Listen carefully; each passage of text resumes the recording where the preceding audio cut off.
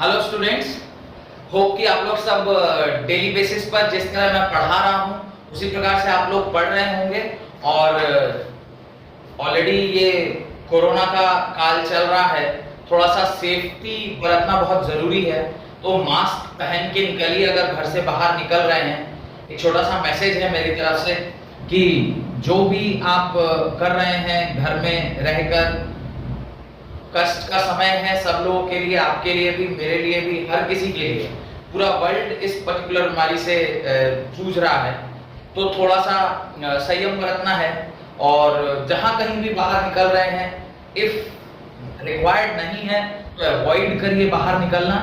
और अगर एकदम इमरजेंसी है कि नहीं बाहर निकलना ही है तो पूरी मतलब प्रिकॉशंस के साथ निकलिए, सैनिटाइज करके, हाथ वगैरह में ग्लव्स अगर हो तो वो पहने, मास्क लगा कर निकलें, सो दैट कि अपना भी सुरक्षा हो और आपके घर में जो बड़े बुजुर्ग हैं उनका भी ख्याल रखना है आपको। क्योंकि आप हो सकता है अगर कोरोना के वो कांटेक्ट में आए, कोरोना पॉजिटिव लोग के कांटेक्ट में आए तो शायद आपको कुछ ना हो, सिर्फ सर्दी जुकाम होके रह जाए। लेकिन आपके घर में जो कोई सीनियरली या एल्डरली पीपल हैं, या कोई दादाजी हो, दादी हो, या आपके कोई भी घर में बच्चा हो, उनको उससे ज्यादा प्रभावित होने की संभावना है। तो प्लीज थोड़ा केयरफुल रहिए और सावधानी बरतिए।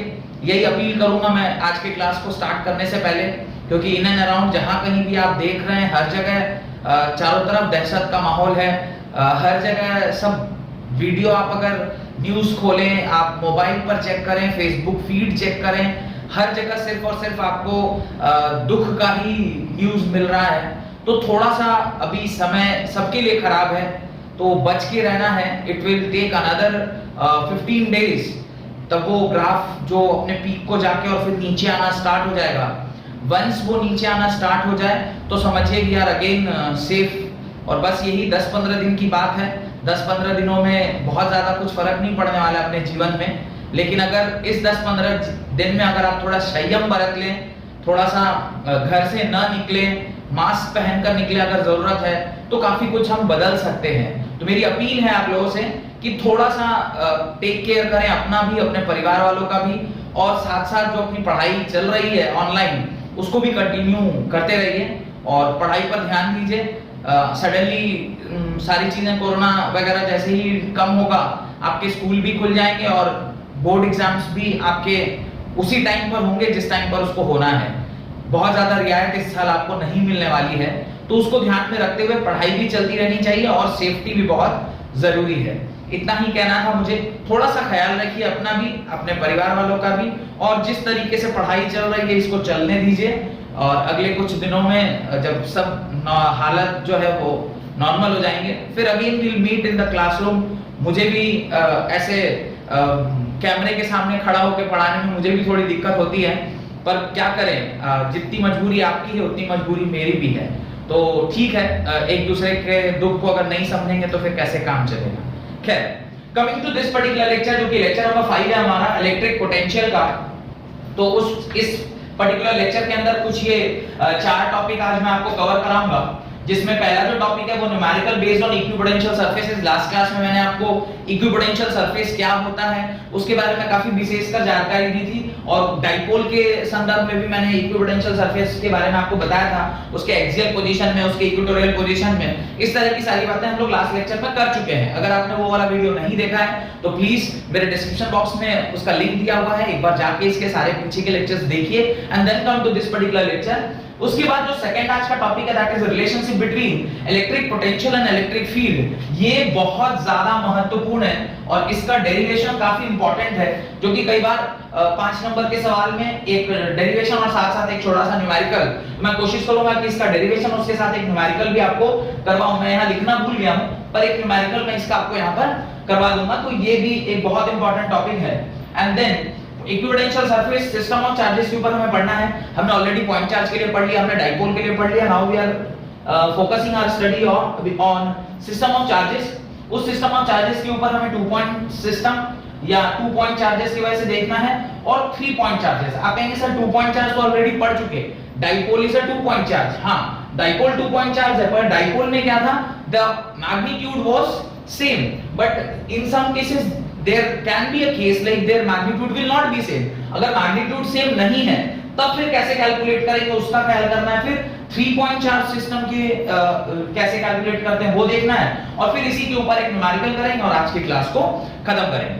तो एक एक करके इसको करते हैं। सबसे पहला जो न्यूमेरिकल है उसके ऊपर क्वेश्चन लिखिए एंड देन क्वेश्चन करके फिर आगे बढ़ते हैं। Right, 2 charges 2 mu coulomb and -2 mu coulomb are placed at a point A and B respectively 5 centimeter apart. 5 centimeter apart. Depict an equipotential surface of the system. Depict an equipotential surface of the system. तो काफी सरल सा question है, और इस सरल से question को हम आसानी से सॉल्व कर सकते हैं। मैं एक बार और क्वेश्चन रिपीट कर देता हूं, then will solve this. Equipotential surface आपको निकालना है इस पर्टिकुलर सिस्टम का जहां पर 2 चार्जेस दिए गए। ध्यान से देखिएगा, बहुत ही सरल सा क्वेश्चन है। इक्विपोटेंशियल सरफेस आपको निकालना है। इक्विपोटेंशियल सरफेस के अंदर क्या करेंगे, देखिए इस पर्टिकुलर टॉपिक का जो पहला सवाल है उसका सॉल्यूशन चेक करते हैं। क्या करेंगे, कह रहा है एक पॉइंट चार्ज A है और दूसरा पॉइंट चार्ज B है। दोनों के बीच की जो दूरी दी गई है वो शायद 5 सेंटीमीटर दी गई है। एक 2 म्यू कूलम है और दूसरा -2 म्यू कूलम है। इस प्रकार की जानकारी आपको क्वेश्चन में दी गई है। 2 charges 2 mu coulomb and -2 mu coulomb are present at A and B respectively at 5 centimeter apart। इस तरीके से दोनों को हमने रखा हुआ है। अब आपको मैंने पहले भी बताया था कि अगर एक चार्ज पॉजिटिव है और एक चार्ज नेगेटिव है तो इसका जो इक्विपोटेंशियल सरफेस होगा वो कहीं ना कहीं सेंटर में पड़ेगा। सेंटर में इसलिए भी पड़ना चाहिए, उसका रीजन ये भी है कि ये एक डाइपोल है, और अगर थ्योरेटिकली जाएं तो लास्ट क्लास में मैंने आपको ये डेरिवेशन में लिखाया था कि जब कभी भी एक डाइपोल का इक्वेटोरियल सरफेस अपन चेक करते हैं तो इक्वेटोरियल सरफेस पे कहीं भी कोई पॉइंट अगर रखा हो तो उसके ऊपर जो पोटेंशियल होता है वो क्या होता है, 0 होता है। ध्यान आ रहा होगा आपको? अगर नहीं ध्यान है तो एक बार अपने कॉपी को चेक कर लीजिए, वहां पे मैंने आपसे बताया था। रीजन क्या बताया था वो भी मुझे याद है।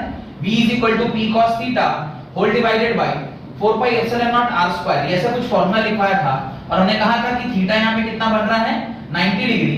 तो V = P cos of 90 and cos 90 is 0 by 4 pi epsilon naught into r square। चूंकि ये क्वांटिटी 0 हो गई तो पोटेंशियल क्या हो जाएगी, 0 हो जाएगी। तो अल्टीमेटली इसका पोटेंशियल क्या होगा, 0 होगा। ये तो थ्योरेटिकल बात है जो ऑलरेडी हमें पहले से पता है, पर इसका सॉल्यूशन में वैसे नहीं निकालना है। इसका सॉल्यूशन में कैसे निकालना है, हमें तो इस पर्टिकुलर पॉइंट के ऊपर इसकी वजह से क्या पोटेंशियल होगा वो चेक करना है, उसके वजह से क्या पोटेंशियल होगा वो चेक करना, और उसका फिर वैल्यू कैलकुलेट करना है। ये मैंने आपको जस्ट एक आइडिया दे दिया कि वी ऑलरेडी नो कि इसका आंसर क्या होगा, V = 0 आएगा। हमें पता है बिकॉज़ ये एक डाइपोल है और इक्विपोटेंशियल सरफेस जो इसके सेंटर से होके पास करता है उसके ऊपर इसका पोटेंशियल 0 होता है। लेकिन हमें इसे क्या करना होगा, कैलकुलेट करना होगा। If we want to calculate this, hope कि आपने ये लिख लिया है, तो अगर हम इसे कैलकुलेट करना चाहते हैं तो आप क्या लिखोगे, Vnet = V1 + V2। V1 क्या लिखोगे, Q, that is 2 × 10⁻⁻⁶ 4 pi epsilon naught into r square। अब ये 5 है तो इधर वाला कितना होगा, 5/2, और इधर वाला कितना होगा, 5/2। दिस इज इन सेंटीमीटर, तो मीटर में आप करोगे तो क्या होगा, milli centi decimeter -2। This is also 10 -2। ये होगा 5 × 2 × 10⁻⁻2 का होल स्क्वायर, प्लस इसको जब आप लिखोगे तो क्या लिखोगे, -2 × 10⁻⁶ whole divided by 4 pi epsilon naught 5/2 × 10⁻⁻2 का होल स्क्वायर। थोड़ा सा ध्यान से देखने की जरूरत है। जब आप इसे सॉल्व करेंगे, देखिए क्या आ रहा है, this is 4 pi epsilon naught into 5/2 × 10⁻⁻2 whole square, plus minus is minus, 2 × 10⁻⁶, 4 pi epsilon naught 5/2 × 10⁻²। देखिए ये एग्जैक्टली दोनों जो टर्म है वो क्या आए हैं, सेम आए हैं। ये पॉजिटिव है और ये नेगेटिव है, आपस में दोनों क्या हो जाएंगे, कैंसिल हो जाएंगे, और जो हमारा Vnet आएगा वो क्या आ गया, 0 आ गया। और चूंकि हमारा Vnet 0 आया है तो ये इक्विपोटेंशियल सरफेस उसी जगह को बोलते हैं जिसका, खास करके जब हम लोग डाइपोल की बात करते हैं तो वही सरफेस इक्विपोटेंशियल सरफेस होता है जहां पे v नेट क्या हो जाए, जीरो हो जाए। तो आपने कैलकुलेट किया तो भी जीरो आया, और लॉजिकली भी मैंने आपसे थोड़ी देर पहले यहां पर लिख के दिखाया था कि लॉजिकली भी मुझे पहले से पता था कि इसका आंसर क्या आना चाहिए था, जीरो आना चाहिए था, because it is a dipole, और डाइपोल के ठीक एक्सिस जो बोलते हैं सेंटर ऑफ डाइपोल से भी जो पॉइंट क्रॉस करता है इक्वेटोरियल सरफेस को, उसकी वजह से जो पोटेंशियल होता है वो ऑलवेज जीरो होता है। तो जस्ट एक लाइन इसके नीचे आप ऐड कर लें, इस पूरे मैथमेटिक्स के बाद एक लाइन ऐड कर लें, potential is zero at each point on the line which passes through the midpoint of AB and perpendicular to it. Midpoint AB and perpendicular to it. So a plane passing through the midpoint O of AB is an equipotential surface. Is an equipotential surface. तो ये भी जो plane है जो इन दोनों point से equal दूरी पर और सेंटर ऑफ डाइपोल से क्रॉस कर रहा है, this plane is known as equipotential surface. Coming to our next topic, that is relationship between electric field and electric potential. तो अगला टॉपिक देखते हैं, electric field and electric potential. काफी important सा डेरिवेशन है ये वाला, जहां पे हमें चेक करना है relationship between electric potential and electric field. अभी तक हम लोग इलेक्ट्रिक पोटेंशियल को डिफाइन कर रहे थे, उसकी वैल्यू निकाल रहे थे, पर हमें अभी रिलेशनशिप स्टैब्लिश नहीं किया था between electric potential and electric field के बीच में। अभी हम लोग एक रिलेशनशिप स्टैब्लिश करते हैं between electric potential and electric field. सिर्फ इलेक्ट्रिक पोटेंशियल कैसे निकालते हैं ये भी हमें पता है, सिर्फ इलेक्ट्रिक फील्ड कैसे निकालते हैं ये भी हमें पता है, पर इन दोनों के बीच में भी एक रिलेशनशिप है, उसको आज हम लोग चेक कर रहे हैं। अभी देखिए मैंने यहाँ पे एक छोटा सा डायग्राम बना रखा है। इस डायग्राम में ये जो डॉटेड लाइंस है ये क्या दिखा रही है, ये दिखा रही हैं इक्विपोटेंशियल सरफेसेस। ये जो डॉटेड लाइन है ये क्या दिखा रही है, ये इक्विपोटेंशियल सरफेसेस को डिपिक्ट कर रही हैं, और ये जो डायरेक्शन है इस तरफ ये इलेक्ट्रिक फील्ड को दिखा रहा है। This is These dotted lines are equipotential surface. E जो दिखा हुआ है वो इलेक्ट्रिक फील्ड है, this is electric field, और ये जो S है, S is displacement का डायरेक्शन, displacement का डायरेक्शन। अब ध्यान से समझना है कि क्या हो रहा है इस पर्टिकुलर केस में। What we are doing is एक Q0 जो कि यूनिट पॉजिटिव चार्ज है उसको हम लोग ds डिस्टेंस ट्रैवल करा रहे हैं from one equipotential surface to another equipotential surface. एक पॉजिटिव टेस्ट चार्ज को एक इक्विपोटेंशियल सरफेस से दूसरे इक्विपोटेंशियल सरफेस की ओर मूव करा रहे हैं इन द डायरेक्शन ऑफ जो शो किया गया है आपको यहां से यहां तक। अब ध्यान देकर देखिए, जब कभी भी किसी पर्टिकुलर चार्ज को आप एक इक्विपोटेंशियल सरफेस से दूसरी इक्विपोटेंशियल सरफेस की ओर लेकर जाएंगे तो आपको वर्क डन निकालना होगा, क्योंकि जब आप चार्ज को मूव करते हैं तो कुछ ना कुछ वहां पे क्या होता है, काम होता है। वही काम अल्टीमेटली पोटेंशियल में कन्वर्ट होता है, वही पोटेंशियल एनर्जी होकर उस बॉडी में स्टोर होता है। ये सारी चीजें ऑलरेडी मैं आपको पढ़ा चुका हूं। अगर आप नए हैं इस पर्टिकुलर चैनल पर तो प्लीज जाइए, पीछे के सारे लेक्चर्स पढ़िए and then come to this particular lecture, so that कि जो भी मैं बोलूंगा आपके साथ कनेक्ट कर पाए आप उसके साथ।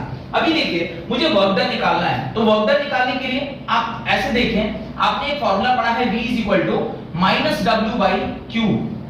अब अगर मुझे यहां से वर्क डन निकालना होगा तो मैं क्या लिखूंगा, -B × Q0। अब ये जो वर्क है ये तो फॉर्मूला हो गया वर्क का, पर यहां चूंकि हम डिस्प्लेसमेंट जो है वो बहुत छोटा डिस्प्लेसमेंट कर रहे हैं तो उसको मैं dW बोलूंगा, और ये नेगेटिव ऑफ dV × Q0 हो जाएगा। इसको मैं इक्वेशन नंबर 1 मान लेता हूं। अब वर्क का एक और फॉर्मूला आपको पता है, F.ds। अब देखिए work is equal to F को आप क्या लिख सकते हो, F अगर मैं इलेक्ट्रिक फील्ड के टर्म्स में लिखूं तो मैं इसे Q0 × E.ds लिख सकता हूं। अगर मैं यहां ds लिख रहा हूं तो ये भी क्या होगा, dw होगा। तो dw can be written as Q0 E cos theta dot, अब ये डॉट नहीं रख के मैं सीधे Q0 E cos theta ds रखता हूं। अब ये E cos थीटा क्या है उसको थोड़ा चेक करिए। चूंकि we are moving the charge from this particular surface to this particular surface, both equipotential surface है, in this direction, तो इलेक्ट्रिक फील्ड का ये वाला component, like this is electric field, तो ये हम इसका हॉरिजॉन्टल कंपोनेंट या E cos थीटा वाला कंपोनेंट लेकर आए हैं। मैं नहीं लेके आया हूं, ये फार्मूला लेकर आया हूं। अब चूंकि ये भी वर्क है और ये भी वर्क है और दोनों एक ही क्वांटिटी के ऊपर यानी एक ही चार्ज के ऊपर वर्क निकाला गया है, तो आई एम इक्वेटिंग, मैं इक्वेशन 1 और इक्वेशन 2 को इक्वेट कर रहा हूं। जब हम लोग इसको इक्वेट करेंगे तो आप लिखोगे dv into q naught is equal to q naught e cos theta ds। q naught से q naught कैंसिल, आप देखिए e cos theta is equal to minus dv by ds, और ये क्या है?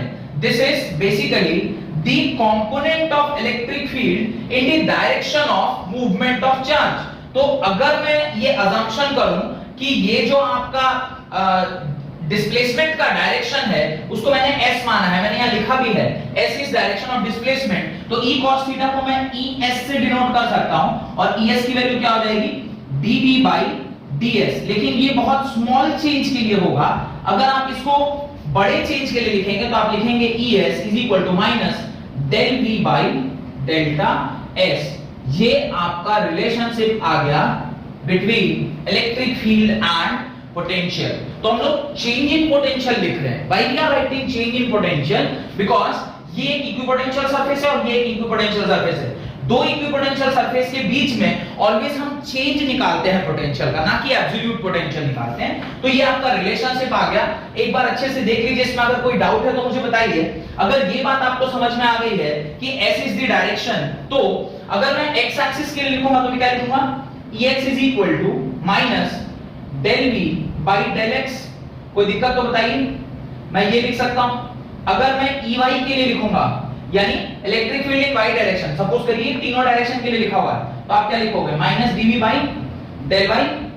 और अगर मैं z डायरेक्शन के लिए लिख रहा हूं तो मैं Ez क्या लिखूंगा? Minus del v by del z। इस प्रकार से आप इलेक्ट्रिक फील्ड और पर्टिकुलर जो आपका पोटेंशियल है उसके बीच में रिलेशनशिप एस्टैब्लिश कर लेते हैं। अब तीन x y z अलग-अलग इसलिए लिख दिया क्योंकि हमें तो मालूम नहीं है ना कि इलेक्ट्रिक फील्ड वन डायमेंशनल है कि टू डायमेंशनल है कि थ्री डायमेंशनल है। It can be all three dimensions. क्यों ऑल थ्री डायमेंशंस? आप जब पॉइंट चार्ज की बात करते हैं तो उसमें क्या होता है? इलेक्ट्रिक फील्ड रेडियली आउटवर्ड निकल रहा होता है। अगर वो रेडियली आउटवर्ड निकल रहा है इसका मतलब उसमें x कंपोनेंट भी होगा, y कंपोनेंट भी होगा और z कंपोनेंट भी होगा। तो इंडिविजुअली अगर तीनों कंपोनेंट का हम अलग-अलग से भी निकालें तो भी हम इलेक्ट्रिक फील्ड इस प्रकार से निकाल सकते हैं। वहां पे एक छोटा सा चीज आपको देखना है कि जब आप इलेक्ट्रिक फील्ड का एक्सप्रेशन लिख रहे हैं तो वहां पे एक नेगेटिव साइन आया है। What is the significance of that particular negative sign? वो नेगेटिव साइन क्या बोलना चाह रहा है? वो नेगेटिव साइन कहता है, negative sign shows that the direction of electric field E is in the direction of decreasing potential। देखिए वो क्या कह रहा है कि जो नेगेटिव साइन यहां सामने लगाया गया है उसका सिग्निफिकेंस क्या है कि ये जो इलेक्ट्रिक फील्ड का मूवमेंट है, इलेक्ट्रिक फील्ड का मूवमेंट है, suppose this is electric field, तो ये हमेशा डिक्रीजिंग पोटेंशियल की ओर मूव करता है,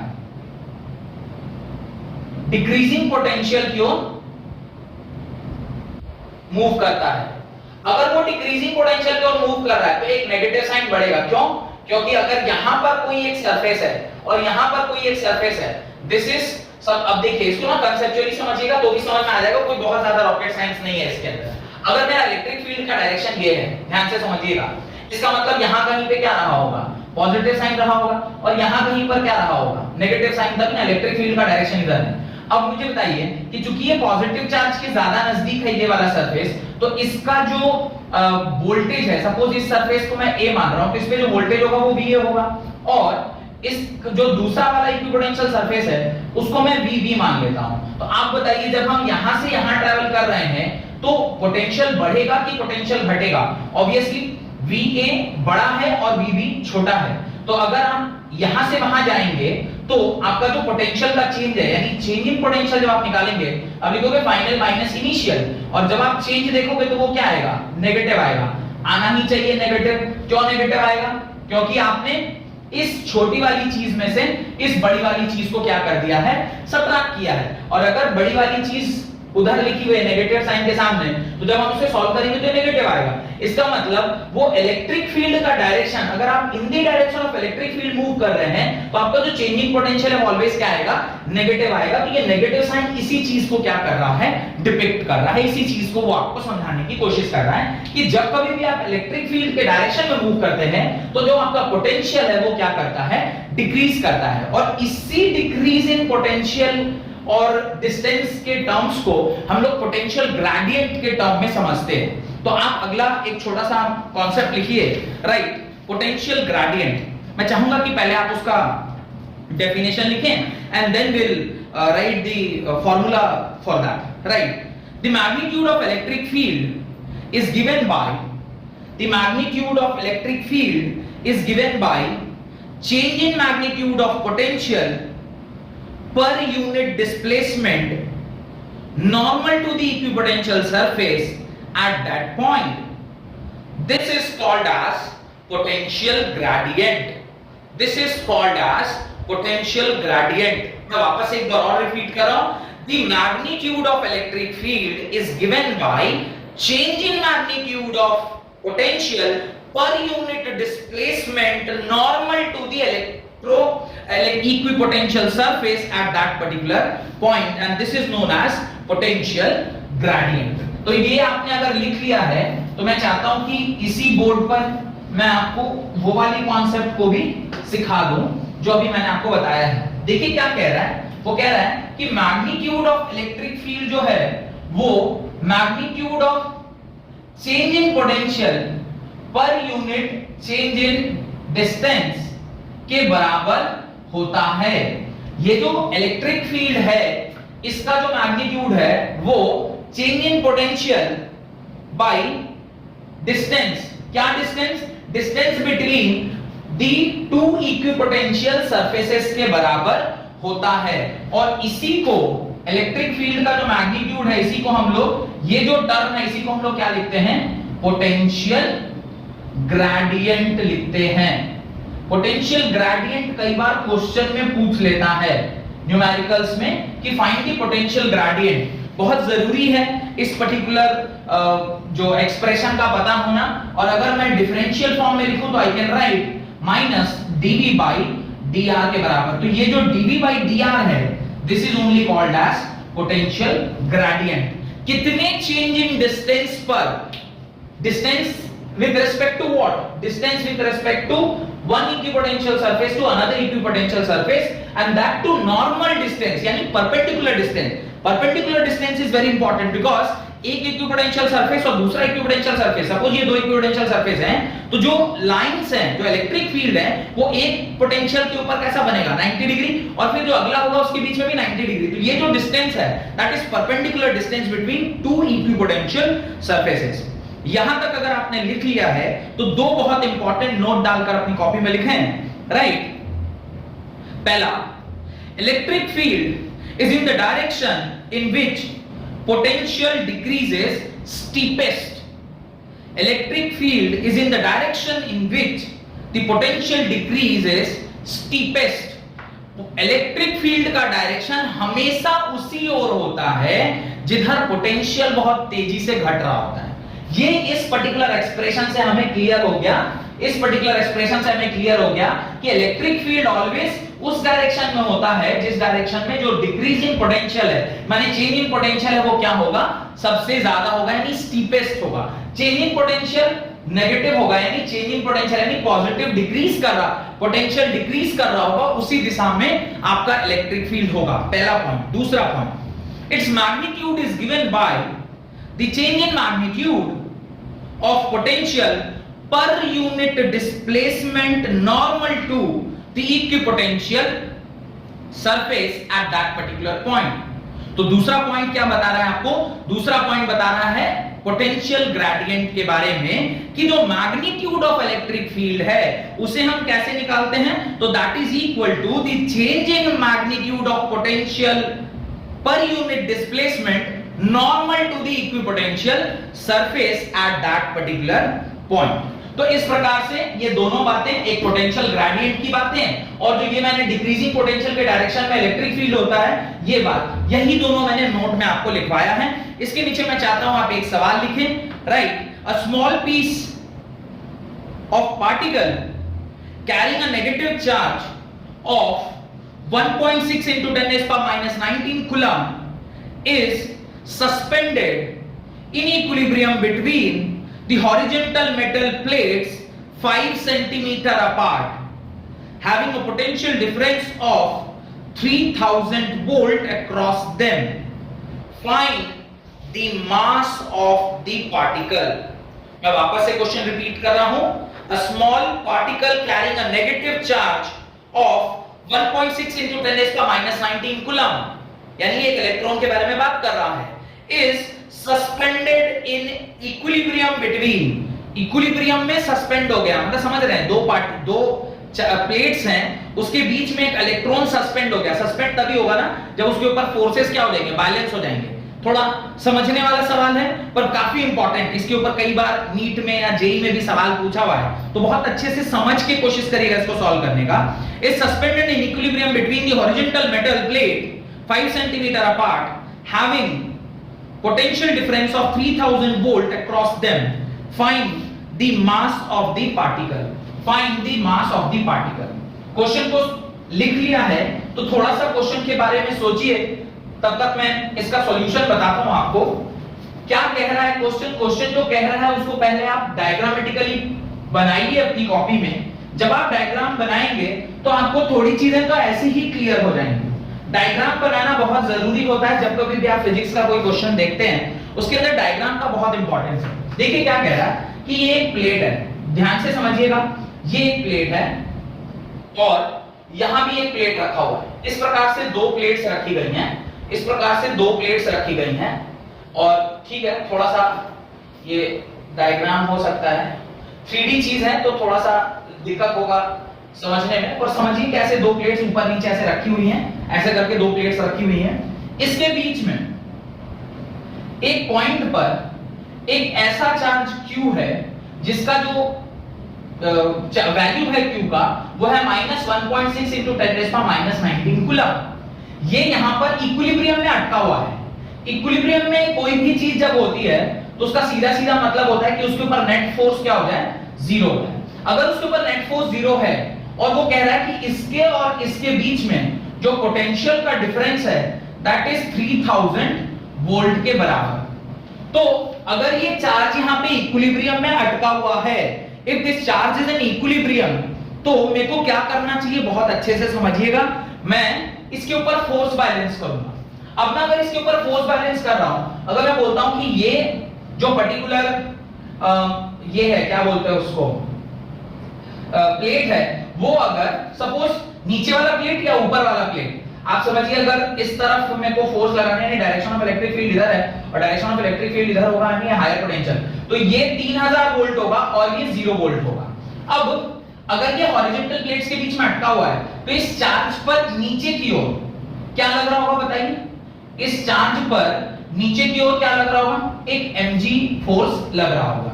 और चूंकि ये 0 वोल्ट है और ये 3000 वोल्ट है तो डायरेक्शन ऑफ फील्ड इधर है, नहीं, यहां पे थोड़ी सी गलती हो गई है। इसे आप 0 वोल्ट माने और इसे आप 3000 वोल्ट माने। ये करेक्शन क्यों मैंने किया अभी आपको समझ में आएगा। ये 0 वोल्ट है, ये 3000 वोल्ट है, तो डायरेक्शन ऑफ इलेक्ट्रिक फील्ड किधर होगा? नीचे से ऊपर की ओर। अगर डायरेक्शन ऑफ इलेक्ट्रिक फील्ड इधर है तो मैंने आपको पढ़ाया हुआ है कि the direction of electric field and the direction of force are same. तो इस पर्टिकुलर प्लेट्स की वजह से जो इसके ऊपर फोर्स लग रहा होगा वो भी किधर लग रहा होगा? ऊपर भी लग रहा होगा। ये जो फोर्स है उसको हम ग्रेविटेशनल फोर्स बोलेंगे और यहां पर जो फोर्स लगेगा उसे हम इलेक्ट्रिकल फोर्स बोले या आप इलेक्ट्रोस्टैटिक फोर्स बोले, वो इलेक्ट्रोस्टैटिक फोर्स लगेगा। तो net force F is equal to mg किसके बराबर होना चाहिए? Fe के बराबर होना है। ये Fg किसके बराबर होना चाहिए? Fe के बराबर होना चाहिए। और Fe क्या होता है? Q इनटू इलेक्ट्रिक फील्ड के बराबर। अब मुझे mg मास नहीं पता पर आई नो ग्रेविटी, मुझे Q की वैल्यू पता है, I don't know electric field. Total कितनी क्वांटिटीज है हमारे पास? mg है और वो किसके बराबर होना चाहिए? QE के बराबर होना चाहिए। मुझे मास नहीं पता है, आई डोंट नो मास, मुझे मास नहीं पता पर मुझे इलेक्ट्रिक ग्रेविटी पता है, Q पता है और मुझे E भी नहीं पता। लेकिन E निकालने के लिए क्या मुझे और कोई इंफॉर्मेशन दिया गया है तो मैं चेक करता हूं क्या E का फॉर्मूला हम लोग पढ़े हुए हैं माइनस dv बाई dr, या मैं इसे लिखूं minus delta v by delta s के बराबर। तो इलेक्ट्रिक फील्ड अभी जस्ट हम लोगों ने देखा था कि इलेक्ट्रिक फील्ड जो है वो change in potential by change in distance या potential gradient, negative of potential gradient के बराबर होता है। अब यहां पर अगर हम वैल्यूज को पुट करें तो -3000 volt whole divided by displacement आपको दिया हुआ है, दोनों बीच के प्लेट्स के बीच की दूरी दी गई है, हां दी गई है। प्लेट्स के बीच की दूरी कितनी है 5 सेंटीमीटर, उसने लिखा है इन दोनों प्लेट्स की दूरी कितनी है, डिस्टेंस बिटवीन दी प्लेट्स, डिस्टेंस बिटवीन दी प्लेट्स दिया गया था, डिस्टेंस बिटवीन दी प्लेट्स दिया हुआ है 5 सेंटीमीटर। जब उसको मीटर में बदलेंगे तो 5 × 10⁻² मीटर आएगा। मैं एज इट इज इस वैल्यू को यहां लिख देता हूं 5 × 10 दिस इलेक्ट्रिक फील्ड की जो वैल्यू होगी वो जब आप इसको कैलकुलेट करेंगे तो वो आएगा -6 × 10⁻⁻⁻⁴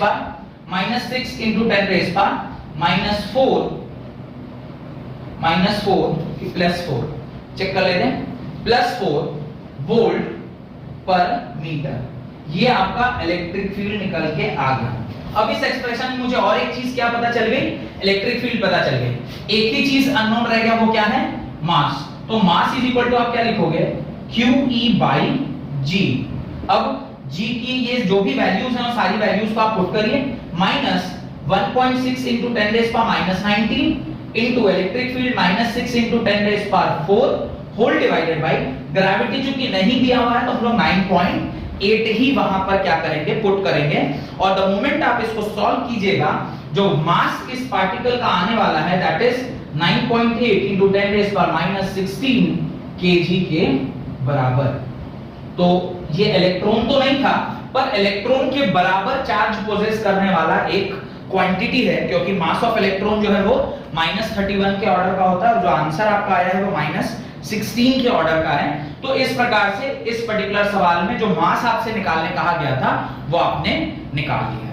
done.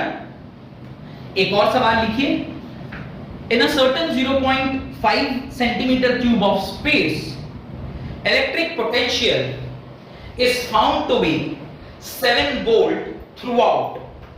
What is the electric field in this region? मैं वापस से क्वेश्चन रिपीट कर रहा हूं, in a certain 0.5 centimeter cube of space electric potential is found to be 7 volt throughout. What is the electric field in this region? बहुत ही सरल सा question है और थोड़ा सा लॉजिकल थॉट चाहिए इस सवाल को सॉल्व करने के लिए, वो बहुत जरूरी है। बिकॉज ये सवाल जो अभी मैंने दिया है इसमें न्यूमेरिकल सॉल्व करना बहुत आसान है, पर वो न्यूमेरिकल तभी आप सॉल्व कर पाएंगे जब आप कॉन्सेप्चुअली सवाल को समझेंगे। अगर आपने कॉन्सेप्चुअली सवाल को नहीं समझा है तो आपके लिए बहुत डिफिकल्ट होगा इसका आंसर कैलकुलेट करना।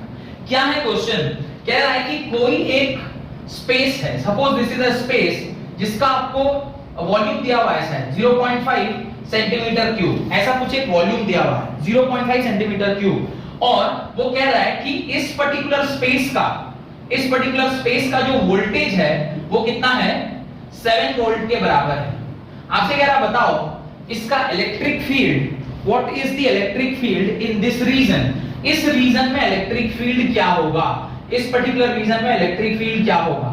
अब इलेक्ट्रिक फील्ड का जो फॉर्मूला होता है वो क्या होता है, negative of change in potential by change in distance, यही होता है, ये हमारा फॉर्मूला होता है इलेक्ट्रिक फील्ड का। अब ये इस फॉर्मूले में आपको चेंज इन डिस्टेंस नहीं मालूम, चेंज इन पोटेंशियल नहीं मालूम, आपको तो इस पूरे सरफेस का पोटेंशियल मालूम है। तो इस पूरे पोटेंशियल, इस पूरे सरफेस पर अगर किसी चार्ज को आप कहीं से कहीं भी मूव करो, सपोज करिए आपने इस चार्ज को यहां से यहां मूव किया, ए पॉइंट से बी पॉइंट को मूव किया, क्या मुझे उस चार्ज को मूव करने के लिए कोई काम करना पड़ेगा, कोई वर्क डन करना, बताइए कोई वर्क डन करना पड़ेगा? मुझे तो नहीं लगता करना पड़ेगा। क्यों वर्क डन इसलिए नहीं करना पड़ेगा क्योंकि ये जो 7 वोल्ट है ये एंटायर सरफेस में डिस्ट्रीब्यूटेड है, तो चेंज इन पोटेंशियल क्या हो गया, वर्क डन नहीं करना पड़ा, मतलब they are at same potential, if they are at same potential तो पोटेंशियल क्या हो गया, जीरो हो गया, तो इलेक्ट्रिक फील्ड भी क्या होगा, जीरो होगा। वहां पे एक वर्ड लिखा है थ्रू आउट, उस वर्ड को अंडरलाइन करिए, इस सवाल का आंसर उसी वर्ड में छुपा हुआ था। In a certain 0.5 centimeter cube of space electric potential is found to be 7 volt throughout, what is the electric field in this region. अगर पोटेंशियल सेम है तो इलेक्ट्रिक फील्ड की वैल्यू जीरो ही आएगी, because change in potential zero होगा। जो हमारा next topic है वो बहुत ही इंपॉर्टेंट सा कॉन्सेप्ट है, that is electrostatic potential energy. अभी तक हम लोग पोटेंशियल कैलकुलेट कर रहे थे, उससे पहले हमने इलेक्ट्रिक फील्ड कैलकुलेट किया। बेसिकली सारा कुछ हम लोग वैसे ही सिस्टम के लिए कर रहे हैं जहां पर तीन केसेस बनते हैं, सिंगल पॉइंट यानी पॉइंट चार्ज, दो पर्टिकुलर चार्जेस हों या दो से ज्यादा चार्जेस हों।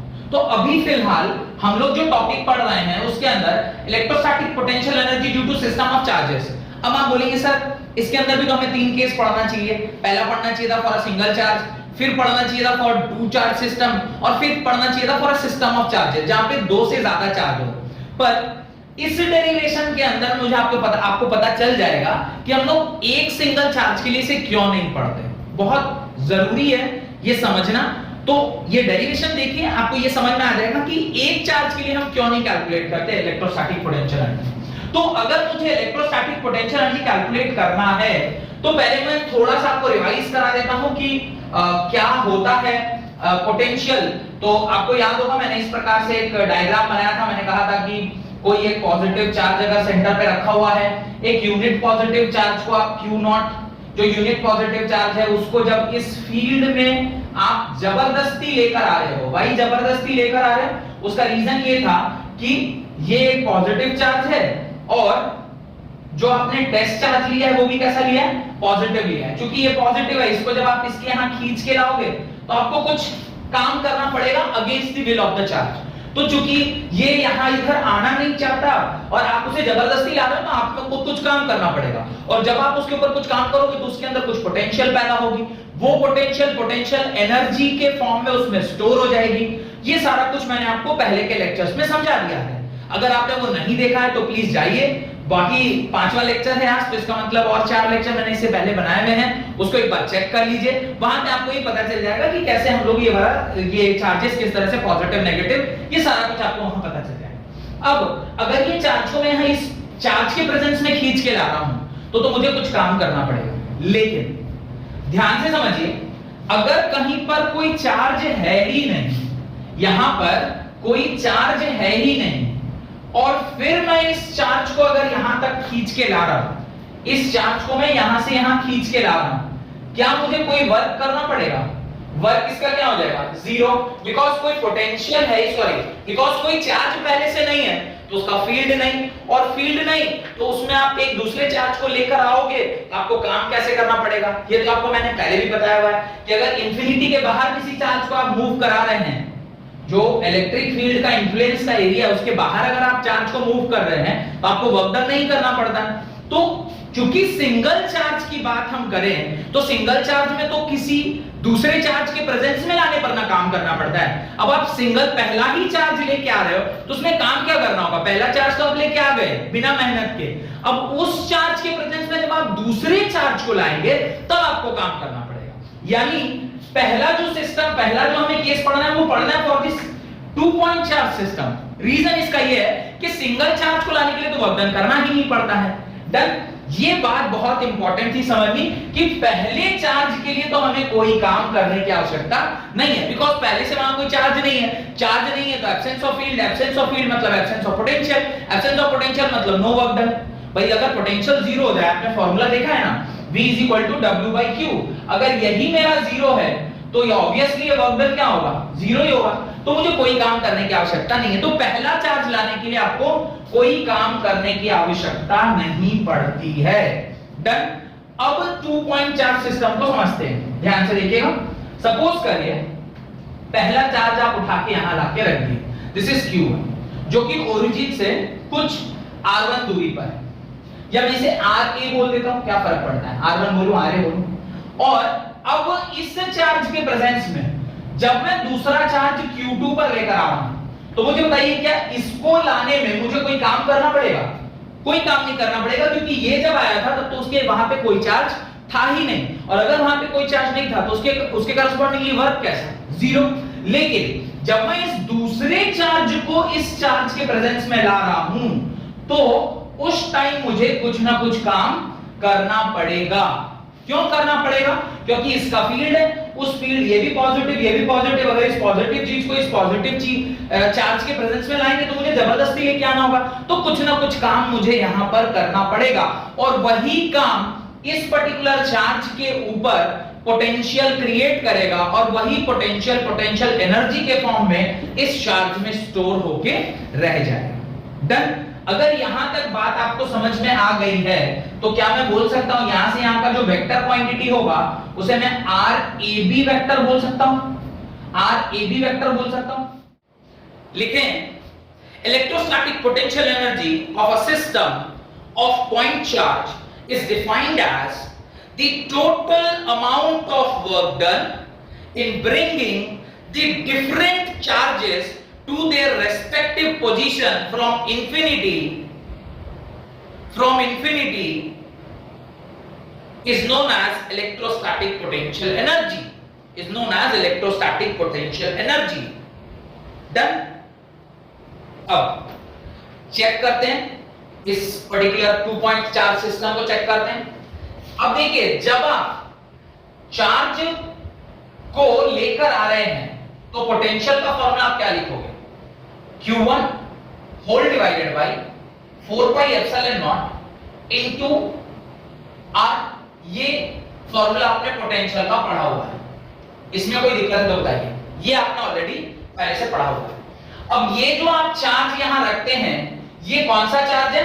जिस चार्ज के प्रेजेंस में आप दूसरे चार्ज को ला रहे हैं। इसका मतलब इस फॉर्मूले को यूज करें इस पर्टिकुलर कंडीशन में तो आपका चार्ज, आपका फॉर्मूला, आपका जो एक्सप्रेशन है वो कैसा हो जाएगा?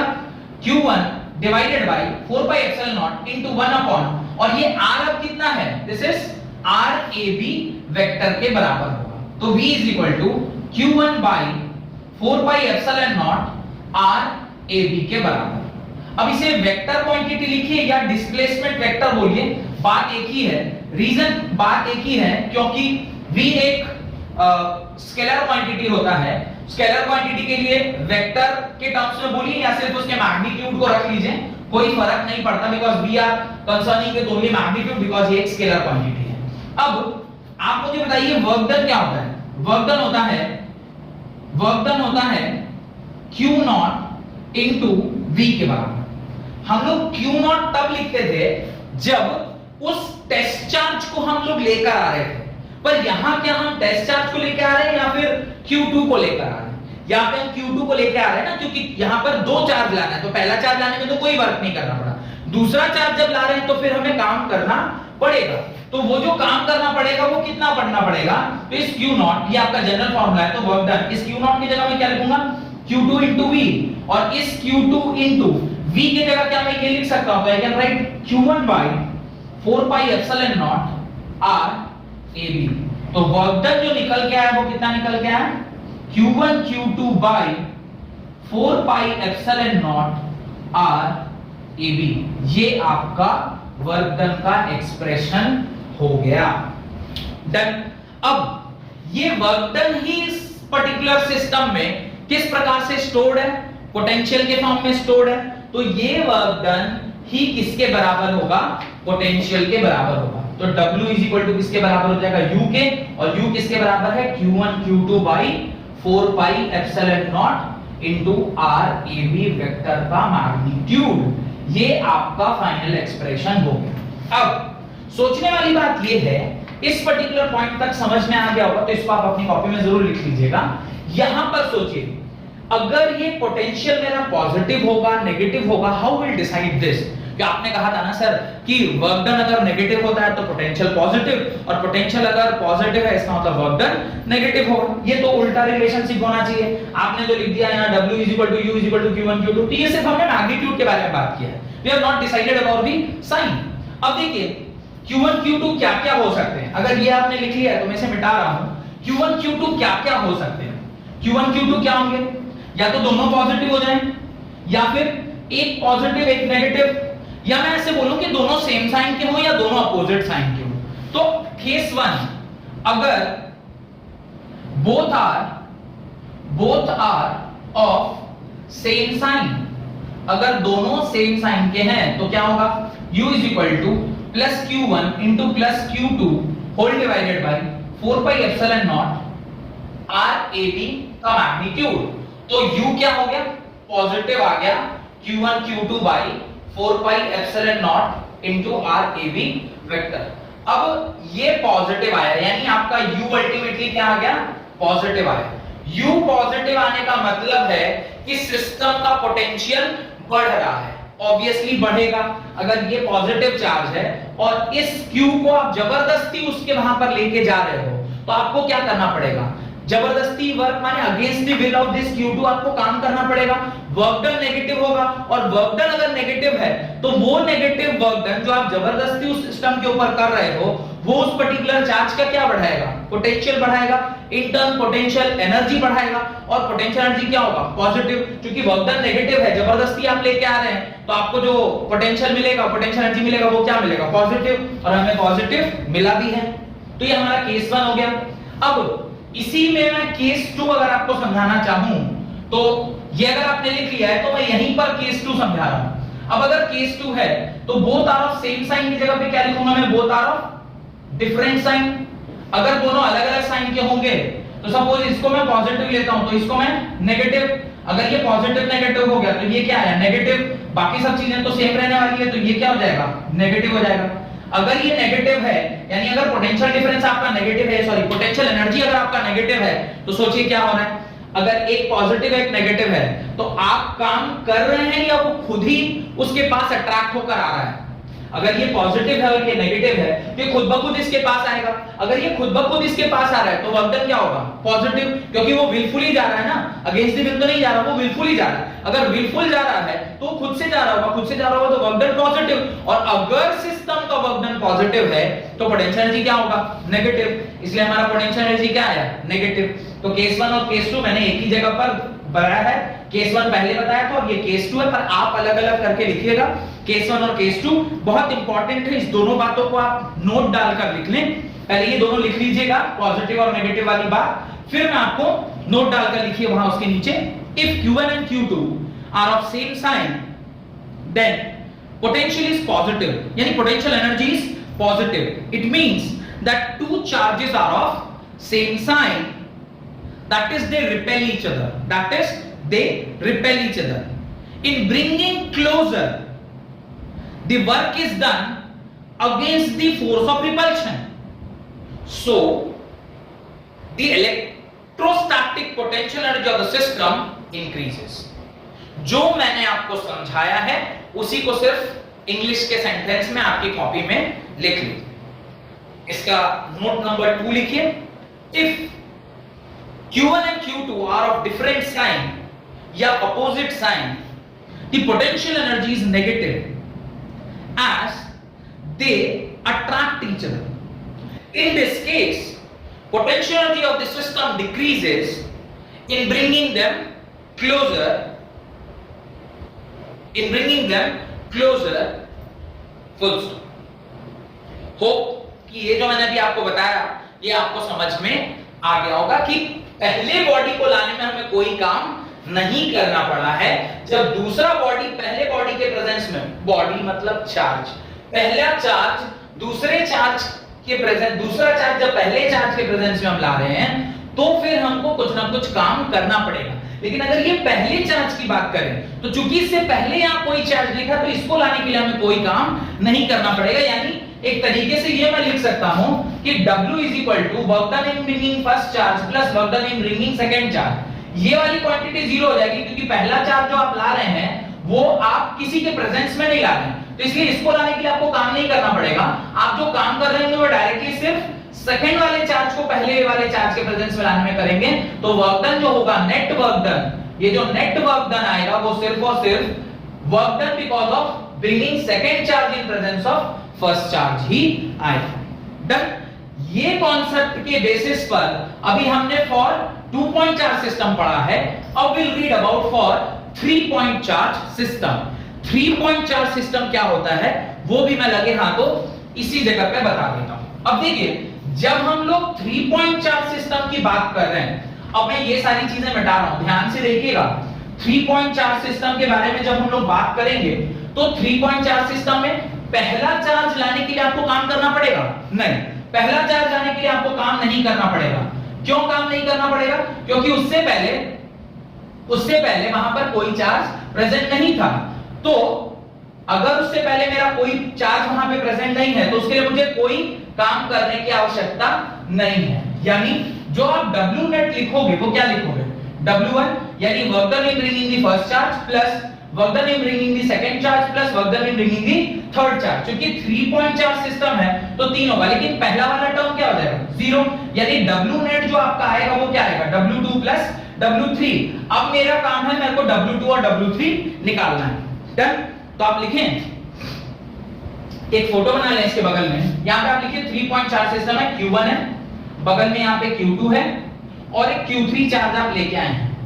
यहां से यहां की दूरी आप R12 बोल दीजिए, यहां से यहां के बीच की दूरी आप R13 बोल दीजिए और यहां से यहां के बीच का दूरी आप R23 बोल दीजिए।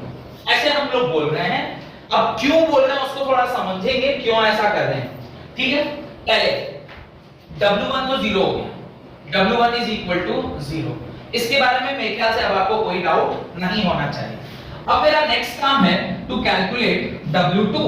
W2 मतलब मैं इस पर्टिकुलर Q2 को Q1 के प्रेजेंस में लेकर आया। अगर मैं ऐसा लेके आ रहा हूं तो मैं V क्या लिखूंगा? V लिखूंगा Q। ध्यान से समझिएगा, Q2 को Q1 के प्रेजेंस में लाए हैं तो पोटेंशियल किसका रहा होगा? पोटेंशियल Q1 का रहा होगा, क्योंकि Q1 के प्रेजेंस में आप Q2 को लेकर आ रहे हैं। तो यहां पे आप लिखोगे Q1 whole divided by 4 pi epsilon naught और दूरी कितनी है? R12। कोई दिक्कत? अब जब आप वर्क डन 2 निकालेंगे तो वर्क डन क्या लिखेंगे? Charge into potential, charge into potential. अब चार्ज इनटू पोटेंशियल करिएगा तो W2 क्या निकल के आएगा? Q2 इनटू पोटेंशियल क्या है? Q1 whole divided by 4 pi epsilon naught R12, यानी W2 इज इक्वल टू आ गया Q1 Q2 whole divided by 4 pi epsilon naught R12। ये आपका W2 निकल के आ गया। यानी इस एक्सप्रेशन में हमें क्या-क्या चाहिए था? हमें W1 चाहिए था, W2 और W3। ये वाला एक्सप्रेशन भी हमारा निकल के आ गया, ये तो ऑलरेडी हमें पता था। अब हमारा थर्ड काम है इसको कैलकुलेट करना। तो W2 का कोई प्रॉब्लम है तो बताइए, W2 के एक्सप्रेशन में कोई दिक्कत है? पोटेंशियल दैट इज V1 वो किसके बराबर होगा? चार्ज जिसके प्रेजेंस में आप लेके आ रहे हैं वो वाला चार्ज, तो हमने पोटेंशियल निकाल लिया, और जिसको आप लेके आ रहे हैं जिसके प्रेजेंस में आपने सॉल्व किया, ये आपका एक्सप्रेशन आ गया। अब मेरा नेक्स्ट काम है W3 निकालना। देखिए ये जो W3 है ये थोड़ा सा इंपॉर्टेंट हो जाता है। Why this is important is because W3 जब आप कैलकुलेट कर रहे हैं तो आपको एक टर्म नहीं है, आपको 2 टर्म कैलकुलेट करना। क्यों? क्योंकि जब आप Q3 को लेकर आए हैं तो Q3 जब आप लेकर आए तो उस टाइम यहां पर Q1 भी प्रेजेंट था और Q2 भी प्रेजेंट था। यानी जब आप Q3 लेकर आए तो आपको पहले Q1 के प्रेजेंस में Q3 लाना होगा, फिर Q2 के प्रेजेंस में भी, तो इसका इंपैक्ट भी चेक करना होगा और इसका इंपैक्ट भी चेक करना होगा। अगर दोनों का इंपैक्ट चेक करना है तो मैं यहां पर लिखता हूं वर्क डन 3 के टर्म्स में पहले मैं लिखूंगा V2। अब V2 क्या है समझिए, V2 इज जब आप Q3 को Q1 के प्रेजेंस में ला रहे हैं तो पहले हम V2 निकाल लेते हैं, फिर इसको लेकर आएंगे। तो V2 कितना होगा? Q1 whole divided by 4 pi epsilon naught. इस बार मैं दूरी क्या लिखूंगा? R13 vector. और जब मैं इसका W3 जो है उसका आधा पार्ट, यानी मैं बोल रहा हूं W3, इसको मैं सिंगल डैश बोल रहा हूं। क्यों बोल रहा हूं? क्योंकि मुझे Q3 को पहले इसके प्रेजेंस में लाना है और फिर Q3 को इसके, क्योंकि यहां पे ऑलरेडी 2 चार्ज है तो इसको जब हम लाएंगे तो इसकी वजह से भी कुछ इंपैक्ट वर्क करना पड़ेगा और इसकी वजह से भी। तो इसको मैं एक बार सिंगल डैश देकर लिख रहा हूं। तो Q3 क्या होगा? देखिए Q3 इनटू V2, क्योंकि ऑलरेडी मैंने यहां V1 माना है इसलिए V2 मान लिया। ऐसा नहीं है कि कुछ चार्ज से रिलेशन है उसका, सिंपली एक टर्म V2 मान लिया है। अब Q3 इनटू ये V2 मैं यहां से लिख रहा हूं तो क्या लिखूंगा? Q1 by 4 pi epsilon naught R13। तो W3 डैश W3 डैश मेरा निकल के आ गया ये वाला एक्सप्रेशन। अब इस चार्ज को मैं इस चार्ज के प्रेजेंस में लेकर आया तो जो काम करना पड़ा वो मैंने लिख दिया है। अब ये भी चार्ज पहले से प्रेजेंट है तो इस चार्ज को मैं इसके प्रेजेंस में भी लेकर आया हूं, तो अब W3 डबल डैश लिख रहा हूं। आप चाहते हैं कि मैं वापस से V3 लिख के दिखाऊं? चलो कोई नहीं, लिख ही देता हूं। V3 क्या होगा? V3 होगा, आप इसका पोटेंशियल निकाल रहे हैं तो इसका पोटेंशियल निकाल रहे हैं तो आप क्या लिखोगे? Q2 whole divided by 4 pi epsilon naught, और वेक्टर क्या है यानी डिस्प्लेसमेंट का जो मैग्नीट्यूड है वो क्या है? दिस। अब जब हम W3 डबल डैश निकाल रहे हैं, क्योंकि यहां सिंगल डैश माना था इसलिए इसको क्या मान रहे हो? Double dash. तो W3 निकालेंगे तो क्या लिखेंगे? आप इस चार्ज को इस चार्ज के प्रेजेंस में ला रहे हैं तो आप लिखोगे Q3 into V3। ये मत सोचिएगा कि सर यहां V2 लिख दिया V3 लिख दिया, यानी ये जो मैंने 1 2 3 लिखा है इसका कोई रिलेशनशिप नहीं है चार्ज के साथ। अगर आपको कुछ मन में डाउट आ रहा है तो आप इसे ना VA कर लीजिए, कोई फर्क नहीं पड़ता, make it VA, not a problem. क्योंकि ना ये सिर्फ और सिर्फ एक तरीका है डिनोट करने का, मैंने इसमें कोई चार्ज के साथ इसका कोई रिलेशनशिप नहीं है, तो सिंपली मैं इसे ABC में लिख देता हूं ताकि आप बाद में कंफ्यूज ना हो।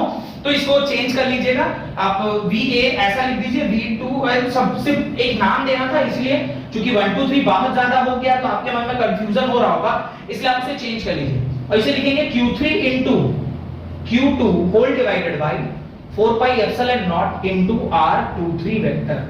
ये भी आप डब्बे में बंद कर दीजिए।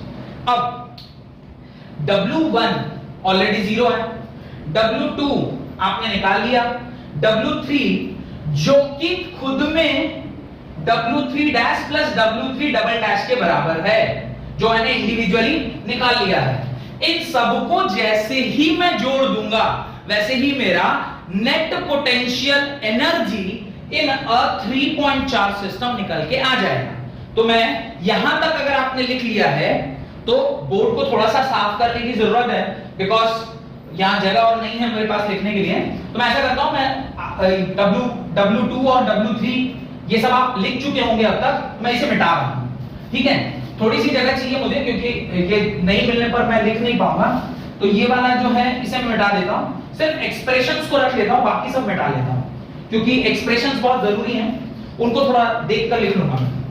W net is equal to W1 0, मैं फिर से लिखता हूं, W2 plus W3 dash plus W3 double dash. मैं W3 को कैसे लिख रहा हूं? इसके टर्म्स में लिख रहा हूं, क्योंकि मुझे इस Q3 को जब मैं लेकर आया तो मुझे इसके वजह से जो पोटेंशियल था उसके अगेंस्ट भी काम करना पड़ा, और इसके अगेंस्ट जो पोटेंशियल था उसकी वजह से भी काम करना पड़ा।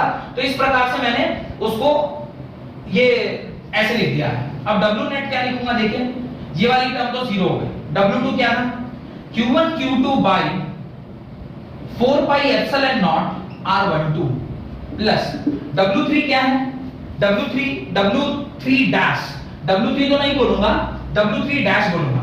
W3 डैश कितना है? देखिए, Q1 Q3 by 4 pi epsilon naught R13 plus third वाला देखिए W3 डबल डैश कितना है?